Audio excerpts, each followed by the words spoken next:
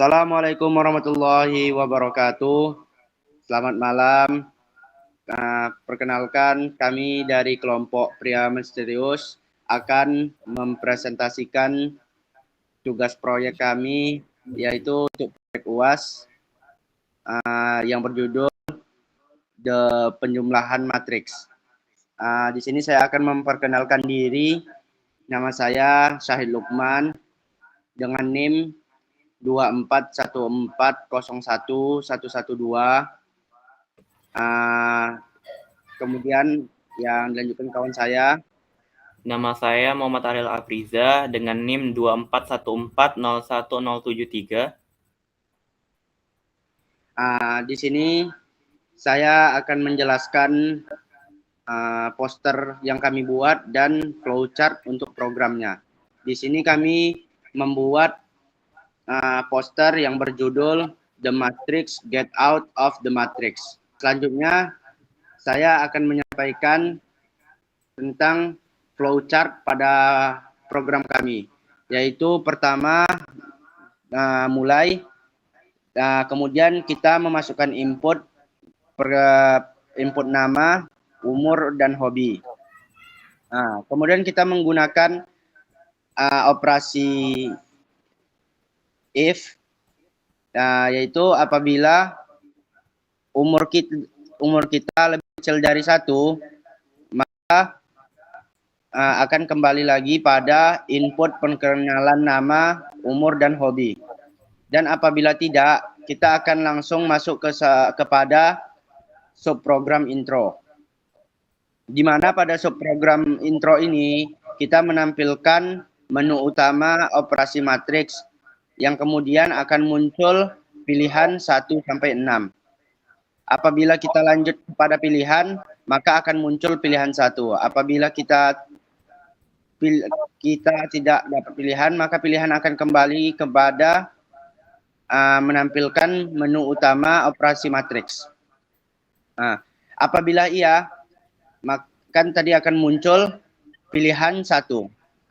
Di situ kita kembali menggunakan operasi if, di mana apabila kita tidak memilih pilihan 1, maka akan langsung pilihan 2. Apabila kita memilih pilihan 1, maka akan muncul pilihan penjumlahan matriks, akan dilanjutkan kepada pilihan 2. Pada pilihan 2 ini kita akan menggunakan 2 table if ya, di mana apabila kita memilih iya, maka akan langsung kepada penjumlahan matriks, dan apabila kita tidak memilih pilihan 2, maka akan masuk kepada pilihan 3. Selanjutnya pilihan 3. Pilihan 3 apabila kita memilih iya, maka ia akan kepada perkalian matriks, dan apabila tidak, ia akan masuk kepada pilihan 4. Saya akan menjelaskan tentang pilihan 4. Di mana di pilihan 4 ini kita menggunakan operasi if. Yang pertama saya akan menjelaskan apabila kita memilih iya, ia akan kepada transpose matriks, dan apabila kita memilih tidak, ia akan kembali kepada pilihan selanjutnya, yaitu pilihan 5. Selanjutnya yaitu pilihan 5, di mana pilihan 5 ini apabila kita memilih iya, ia akan pada menu determinan matriks, dan apabila kita memilih tidak, akan kepada pilihan 6. Selanjutnya saya akan menjelaskan tentang pilihan 6. Di pilihan 6 ini kita menggunakan kembali operasi if, yaitu dengan pilihan sama dengan 6. Apabila kita memilih iya, maka akan keluar outputnya kamu beneran mau keluar. Dan apabila kita memilih tidak, pilihan kamu tidak ada.